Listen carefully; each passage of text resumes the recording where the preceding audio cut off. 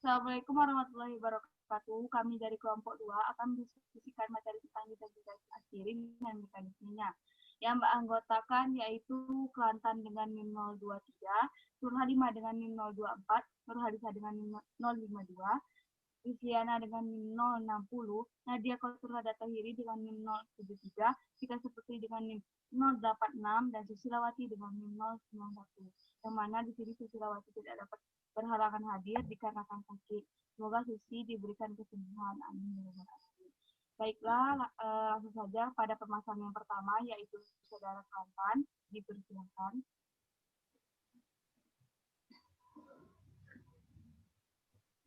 Baiklah, di sini permasalahan yang pertama itu permasalahan saya, yang mana secara teoritis jumlah aspirin yang dihasilkan adalah setara dengan jumlah asam salisilat yang direaksikan.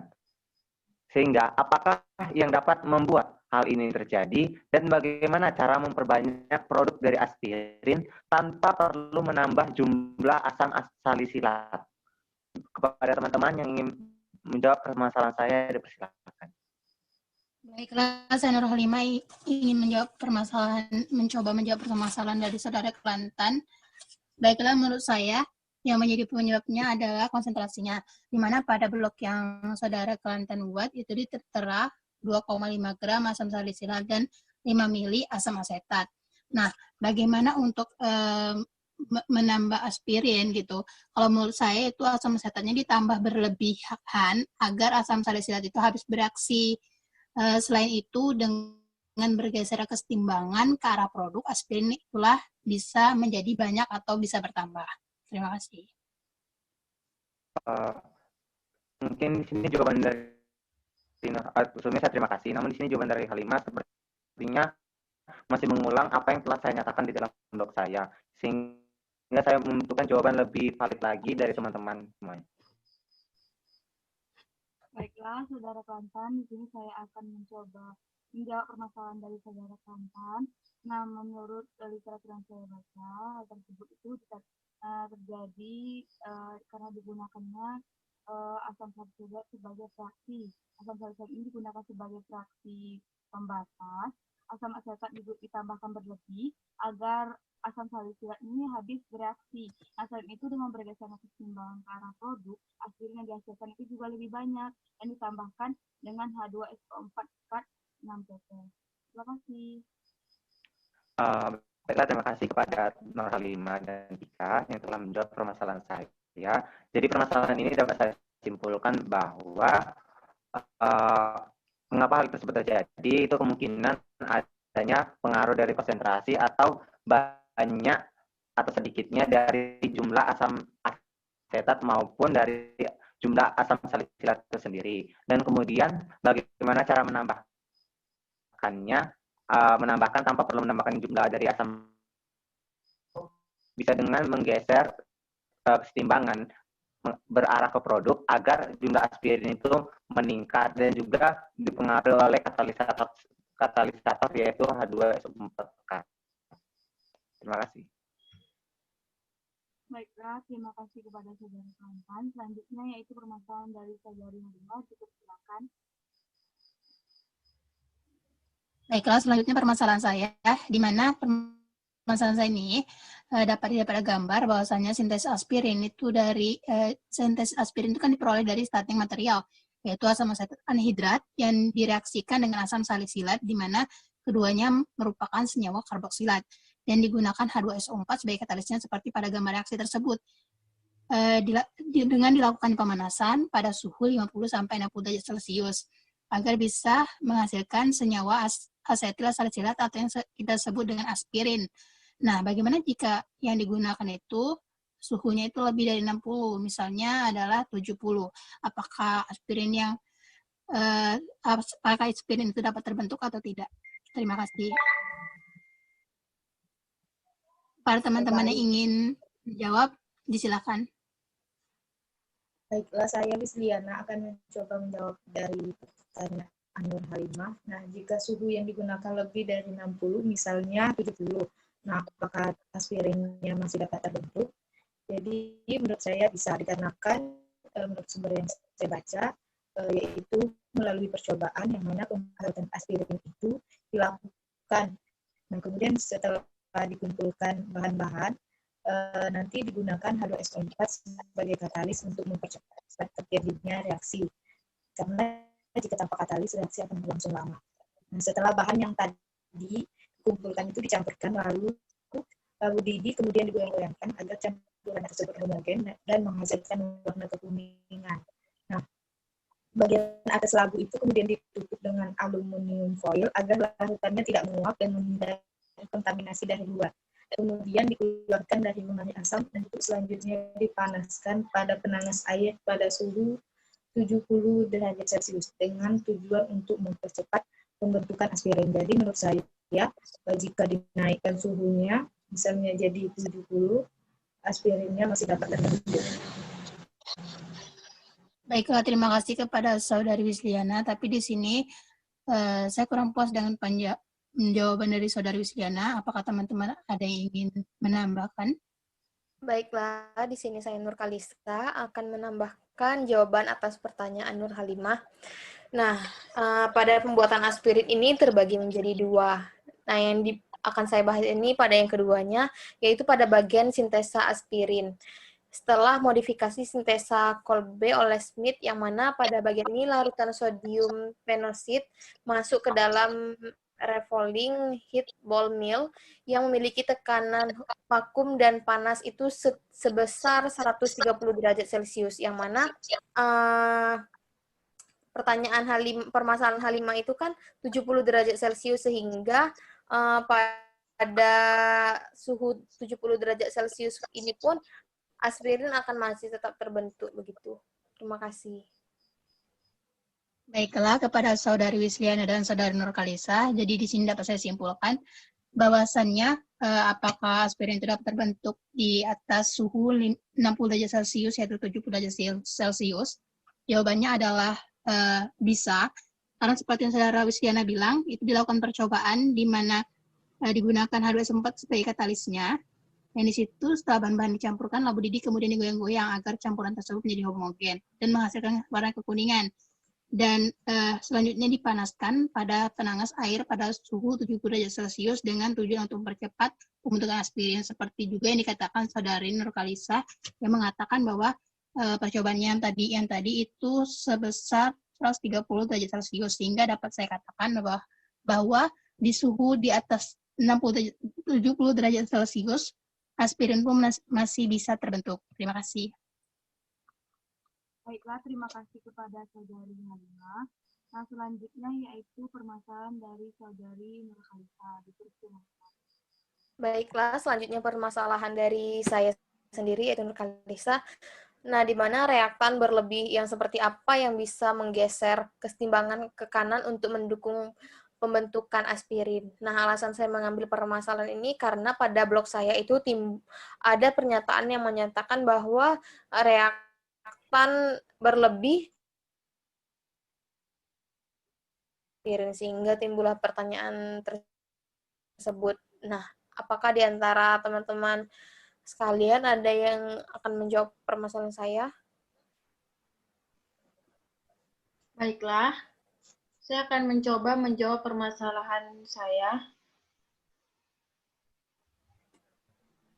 Saya akan mencoba menjawab permasalahan dari Nurhalisa, di mana permasalahannya itu reaktan berlebih seperti apa yang bisa menggeser kesetimbangan kanan untuk mendukung pembentukan aspirin. Nah, dari literatur yang saya baca, reaktan berlebih yang menggeser kesetimbangan ke kanan untuk membentuk pembentukan aspirin, yaitu reaktan yang konsentrasinya ditambah, jadi reaksi bergeser ke kanan atau ke produk. Begitupun sebaliknya, jadi jika konsentrasi reaksi atau reaktan itu dikurangi, reaksinya bergeser ke arah kiri atau ke arah reaksi atau reaktan, sehingga konsentrasinya reaksi tersebut akan bertambah, seperti itu.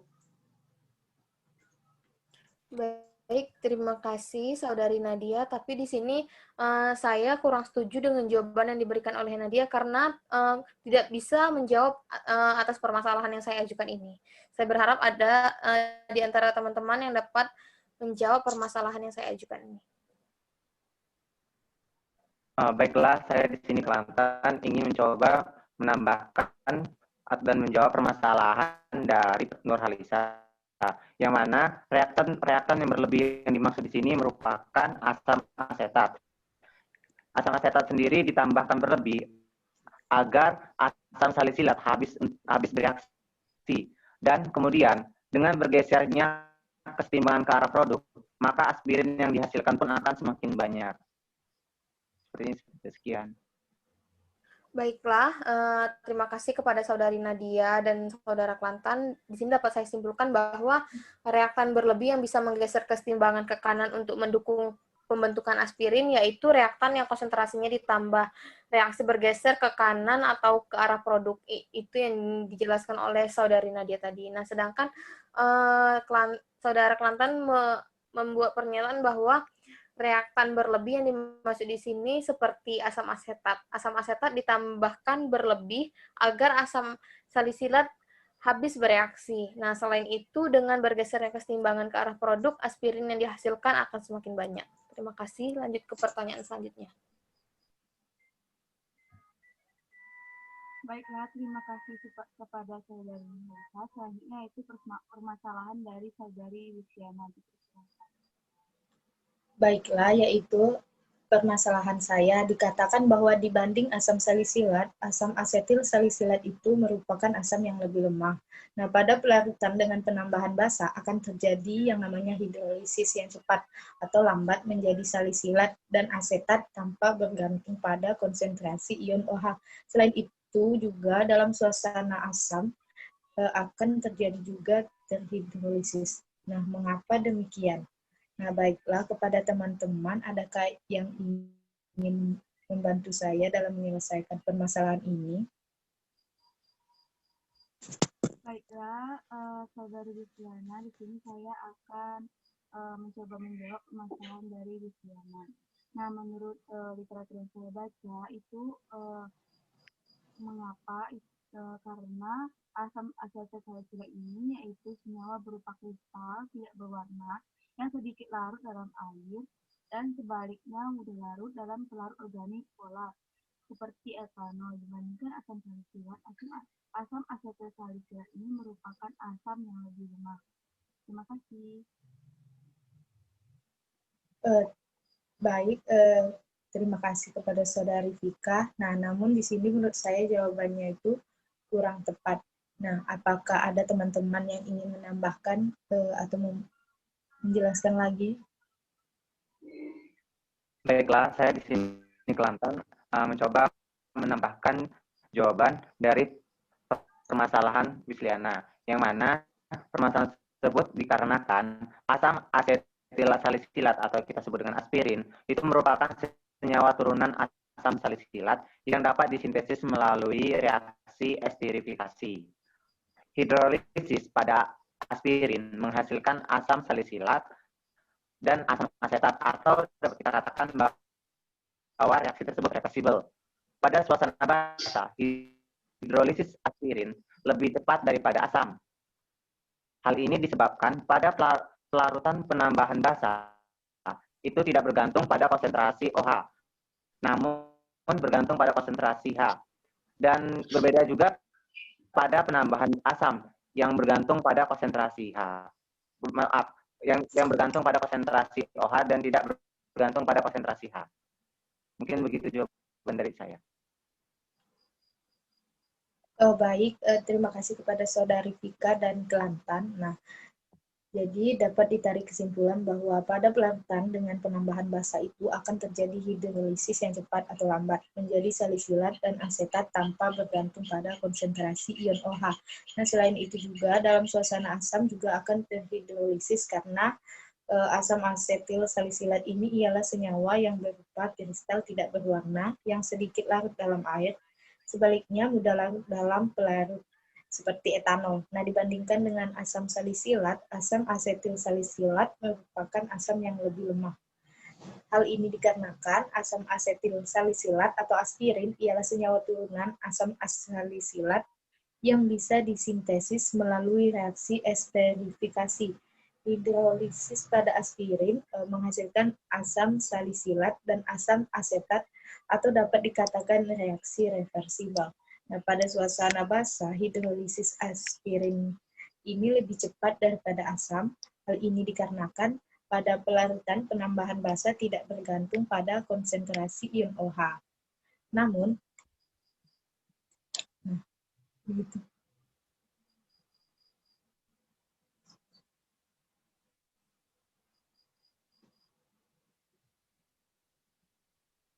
Namun, dia itu bergantung pada konsentrasi ion H+, dan berbeda pada penambahan asam yang bergantung pada konsentrasi OH-. Terima kasih. Baiklah, terima kasih kepada Saudari Luciana. Nah, selanjutnya yaitu permasalahan Nadia Kosnada sendiri, dipersilakan. Baiklah, terima kasih atas kesempatannya. Jadi selanjutnya ini adalah permasalahan dari saya sendiri, yaitu Nadia Kotrunada Toiri dengan NIM 073. Nah, permasalahan saya ini, aspirin kan merupakan suatu ester dari asam asetat dengan asam salisilat. Aspirin dapat diubah dengan mereaksikan asam salisilat dengan anhidrat asam asetat menggunakan asam fosfat pekat sebagai katalisator. Nah, bagaimana jika yang digunakan itu berupa katalisator lain? Misalnya, saya misalkan di sini adalah asam sulfat pekat. Apakah yang akan terjadi? Mungkin ada teman-teman yang bisa membantu saya menyelesaikan permasalahan ini, dipersilahkan. Baiklah, di sini saya Nur Kalisa akan menjawab permasalahan atas Nadia yang baru saja diberikan. Nah, H3PO4 ini kerap kali dijadikan katalis pada mekanisme sintesis aspirin ini. Nah, di mana H3PO4 ini sebagai pemberi suasana asam karena reaksi berlangsung pada suasana asam. Menurut literatur yang saya baca, pengguna asam fosfat ini dapat diganti dengan asam sulfat dan bisa Anda lihat pada blog saya untuk mekanismenya sudah saya jelaskan juga. Terima kasih. Baiklah, terima kasih atas jawaban dari Lisa. Tapi saya merasa jawaban dari Lisa ini belum menjawab keseluruhan dari permasalahan saya ini. Mungkin ada kawan-kawan yang ingin melengkapi jawaban dari Lisa. Dipersilahkan. Baiklah, saya Nurhalima ingin mencoba menambahkan. Jadi menurut saya, jika digunakan sebagai katalisator berupa asam pekat lain, menurut saya masih bisa terjadi yang namanya reaksi sintesis aspirin. Salah satu contohnya seperti yang Nurkalisa bilang tadi, yaitu adalah asam sulfat pekat, di mana reaksinya dapat dilihat pada permasalahan tadi, bahwa asetil anhidrat itu bisa direaksikan dengan asam salisilat menggunakan katalisator H2SO4 pada pemanasan pada suhu 50 sampai 60 derajat Celcius. Nah, itu nanti akan menghasilkan yang namanya aspirin dan juga asam asetat. Jadi dapat dikatakan bahwa bisa digunakan asam pekat lain seperti H2SO4. Terima kasih.